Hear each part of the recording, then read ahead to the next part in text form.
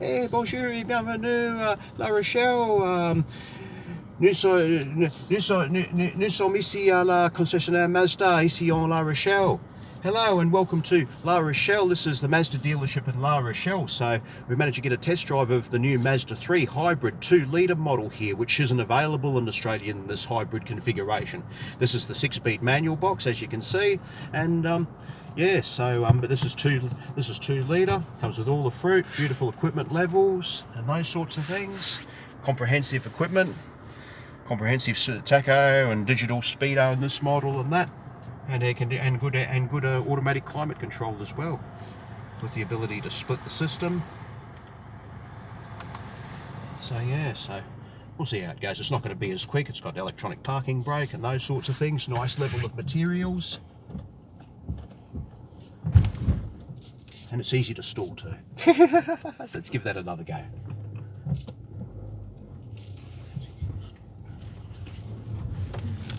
Let's take it for a bit of a drive and see how it goes in the 2-litre configuration.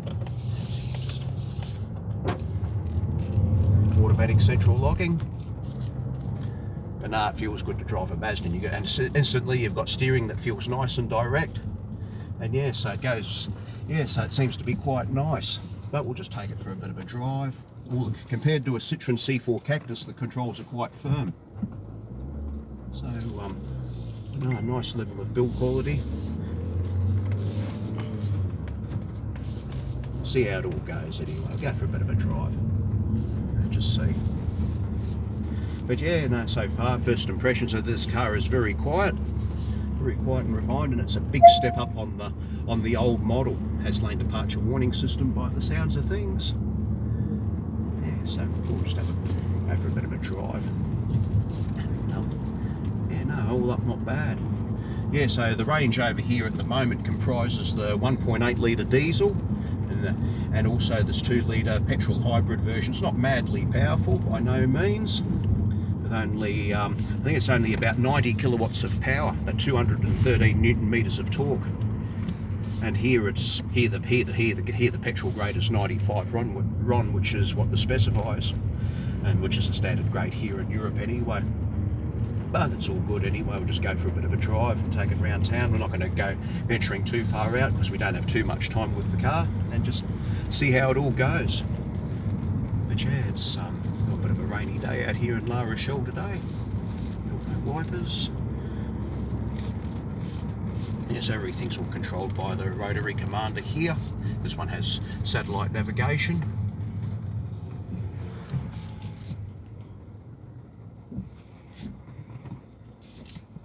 Yes, and this one has idle stop as well, the I-stop, which is common to Australian models.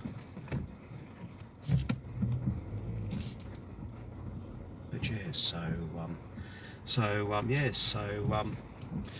here we have fuel economy gauge registering in litres per 100 k's. We have one of those. We also have distance to empty all on the trim computer, which is all centered around the main speedometer anyway. So I've got a bit of traffic up here, so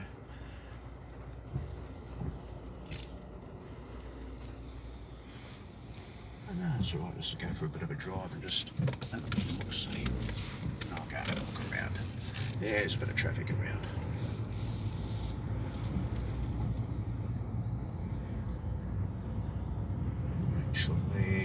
Actually, I'll change my mind, though. Go for a bit of a drive up.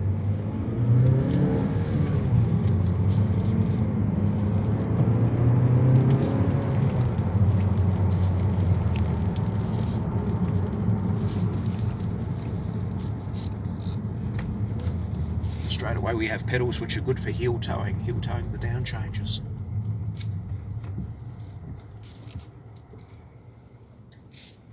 Yeah, so this particular example here, the new Mazda 3 hybrid this one's priced at 28,000 euros, so you're looking at around about 1428, you're looking at around about 42,000 Australian dollars for this particular model, 43,000 Australian dollars.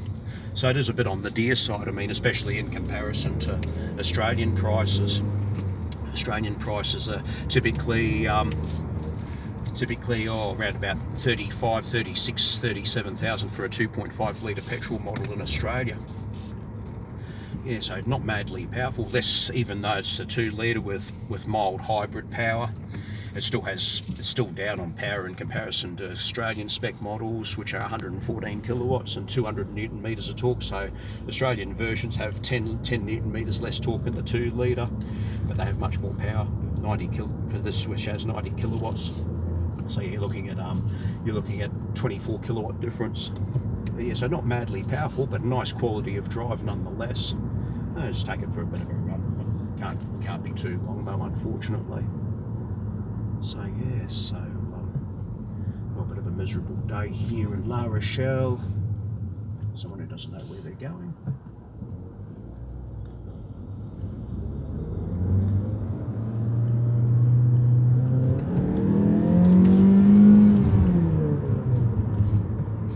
A smooth revving 2 litre engine nonetheless, even though it's not madly powerful. It's not going to throw you back in the seat. It's a very smooth revving engine. There's no real difference ride-wise in comparison to Australian spec models. The ride's quite firm, so this is one difference where a lot of cars from different markets tend to major on is different levels of suspension tune. So we'll have a bit of a look anyway. It's only a roundabout, but still got too much traffic to really get too clever. We'll have a bit of a look.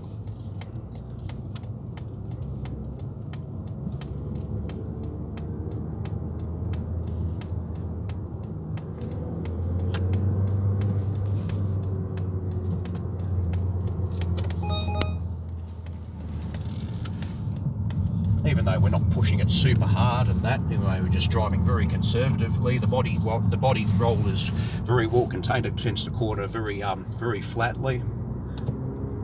But yeah, not a major amount of power, even around the 2 to 2,500 RPM. Easy to use gearbox, beautifully shifts gear beautifully precise.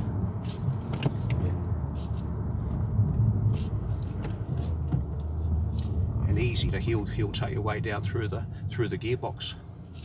But where you do notice in regards to previous models is that the quality's taken a big step up when you look at the dashboard. I mean, they use a lot of soft touch materials here, different air vents. Yeah, you've got boxes in the usual position, but of course this is a left-hand drive car. My preferred side of driving, of course. And this screen here is no longer a touch screen, so everything, all the functions that are encompassed in the screen are encompassed into this little rotary commander here. So this is where you control all your functions. It's got a rev limiter at 6,500 RPM. It changes gear beautifully. And the big difference too is you notice that this is a lot quieter than the previous model. Very easy to heel toe your way down through the gears. And it still sounds pretty good when revved out, even though, like I keep saying, it's not massively powerful, and it does feel a little slower than the Australian spec 2 litre model. So you've got to use plenty of revs, change up at about 4,000 or more RPM, and everything's a very happy place. Even on double declutching heel toe down changes, it works very well. Yeah, so but I mean, we've made a lot of Australians have brought up the point about the rear beam axle, and I've driven this car in Australia pretty hard, and don't hold that against this particular vehicle because the beam axle seems to work very well.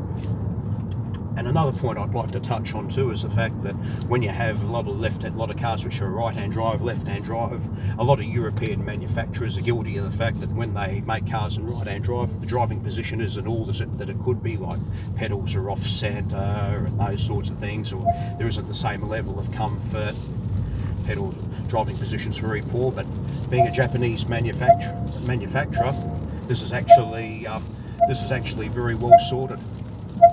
Very, very well sorted. I mean, it's equal to, I must say that the position of driving, the driving position is equal to the right-hand drive model. Equal comfort, the steering wheel square onto the driver. Everything's where it should be. Did I mention the gearbox? I mentioned the quality of the gear shift. Good brakes, even though, as I said, I'm only driving it conservatively. Good quality of materials. Stalks work quite well, no issues with the operation of the indicator stalks or the wiper. Indicators here, wipers here.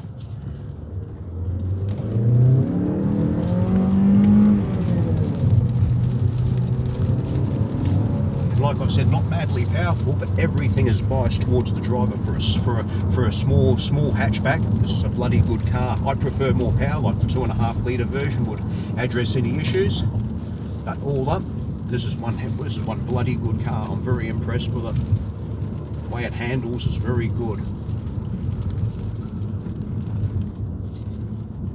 And as we say in French, la position de conduite est très très agréable. So it's the position of driving is very, very agreeable. And did I mention the quietness over the previous model? Pretty sure I did, yeah.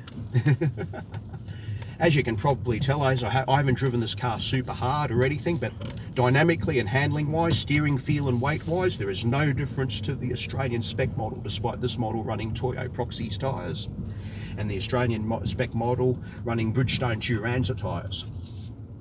And but yeah, this is a much better clutch compared to the featherweight thing I've been using in the Citroen C4 Cactus, and hence my little wayward tendencies. Someone doesn't know where they're going. And they still don't know where they're going.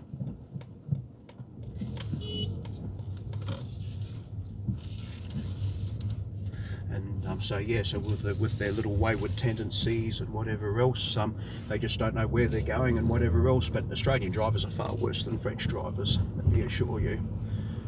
Yeah, so no, as I said, as I continue to wax lyrical about this car, I really like it. I really do.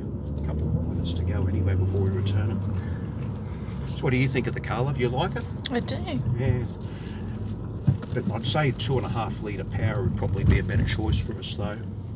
And obviously automatic for you though.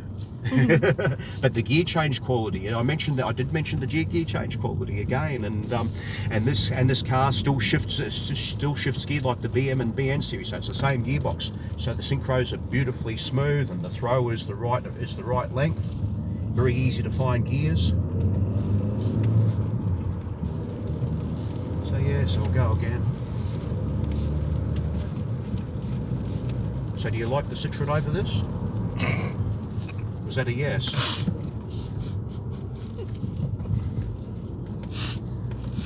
Yeah. Don't make me laugh. The Citroen's a good car. I really like the Citroen C4 Cactus. Once you drive, serves its purpose. It does. And what purpose do you think that might be? Just to get us around France. What would you rather, that or this? You'd rather the Citroen. Let's have a look at how this handles. Hang on, everybody. Understeer a little bit. You can feel the understeer. All right, mate. I won't hold that against you. I saw you coming by people wanting the crossover. But yeah, on the limit, like the Australian model, it'll understeer a little, as we discovered before. But it's no less than Australian spec cars. So it's good to see that they've adopted a global suspension tune, which, in my opinion, is still pretty bloody good. So if you can make one work in all conditions, you'd be an absolute nutter to bloody forego that and try something different. So in my opinion, the Mazda engineers have teamed it really well, really well. And did I mention I like this car? God, I've run out of fingers and toes counting the number of times I've said that, haven't I? And I really do. And as I said, I prefer, as I've said to many of my friends, I prefer left-hand drive to right-hand drive. I always have done, always will do, as a driving enthusiast. Something different, yeah. I mean, there is the argument that once you're used to one configuration, there's no advantage, and that is true. However, it's just more for something different over anything else. God, we need to make a deal where we can just swap the Citroen C4 Cactus for this. Maybe get a space saver spare tyre, because the European models like this car here doesn't have a space saver, it all just has tyre sealant, just like my Mazda MX-5 RF. I mean, I'm surprised that Mazda here in France and Europe in general, as well as USA and Canada, I am surprised as to why they're such a small player. I mean, they got such a bloody great car here, a really bloody good car. And the thing is, I mean, the car sells itself. It's amazing why no more people buy them. I mean, the driving quality is second to none. It really is. So people, why aren't you buying one? Why aren't you having a look at Mazda in closer depth? Why aren't you? That's the question I've got for you all. That's the question that remains. How's the right corner looking? Good? Can't see. The right corner. Yes. I can't see them. Good? Yep, you're good. Yes, so why won't you buy one of these cars, people? I just don't understand the logic as to why you wouldn't. I mean, this is one hell of a well-sorted motor car. Really nice. And fruit galore. I mean, this has Bose sound and that. I haven't tried the Bose sound, but I mean, who gives a stuff when you've got the best music in front of the firewall? You've got the best music down there. So easy to find reverse gear. And that.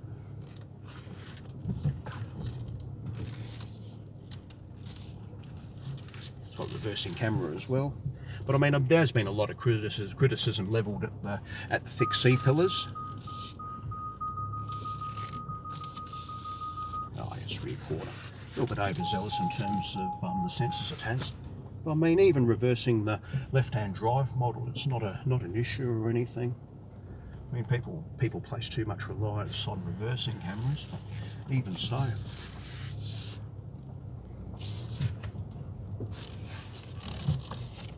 A few boulders on the, what's the name? So what we'll do is we'll take a big shot.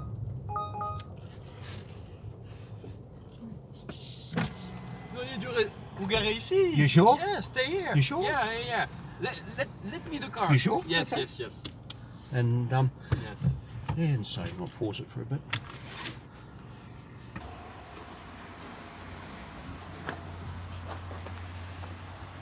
Yeah, so even though that was only a short drive and that, even though that was a short drive, this car is excellent. And as you can see here, it runs a new Mazda 3M hybrid. As you can see, and this is a very, very good car. Only one complaint for me, needs more power. That's the only thing. I mean, 90 kilowatts is just adequate, nothing more. But the car itself is fantastic.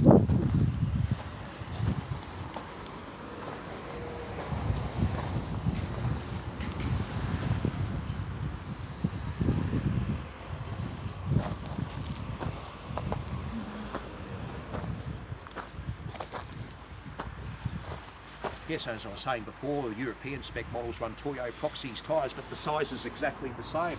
Toyo Proxys P51A.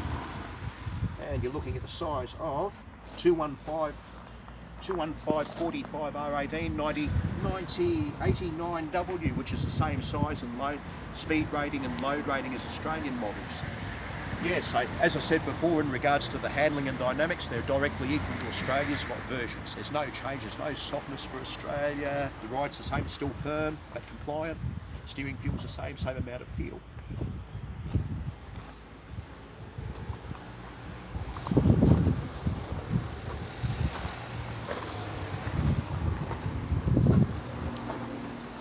Yes, so like I was saying before, yes, it has a beam axle, but do not hold it against it. This is a very good car. All up, I'd say buy one. But yeah, 28,000 euros, yeah, we'd have to, I'd have to, that's a bit of pill I'm just going to have to swallow, say sorry, but if you want one of the best cars you can buy, that's just what you're going to have to do. So I'll leave you on that note, and so until then, until later on, I hope everybody's well, so we will talk to you very soon. So for now, au revoir, bonjour, and peace out.